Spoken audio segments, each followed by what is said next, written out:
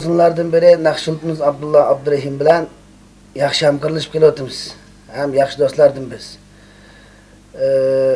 Bu jarayonda hamkorlashimiz nihoyat ko'ngilli yaxshi bo'lyapti.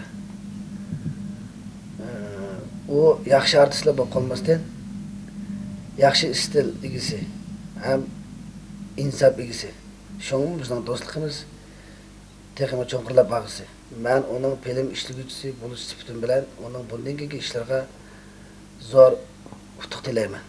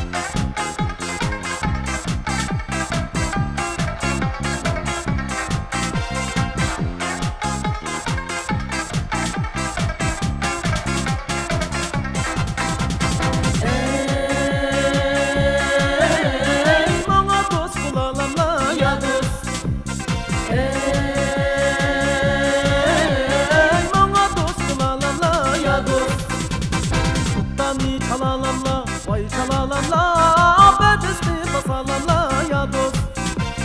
Tuttami çalalamla, vay çalalamla, bedesni basalamla ya dost. Biz mangan kucağladı, vay canım Allah vay tova, tutlaşmay mangalamla ya dost.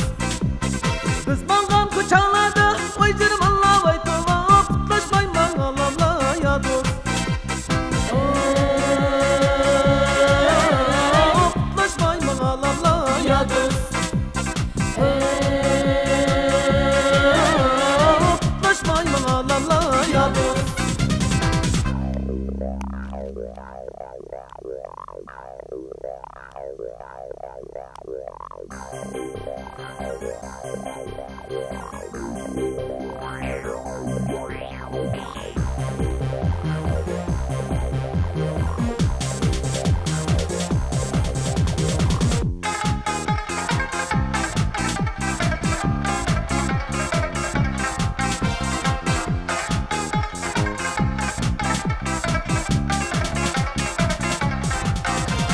Deryanın uyanıda, vay canım Allah vay tova, görüngen taraf bizni ya dost.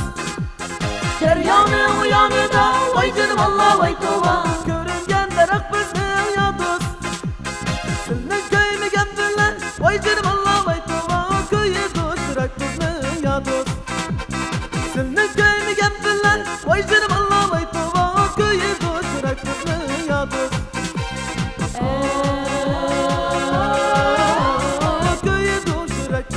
Ya dost.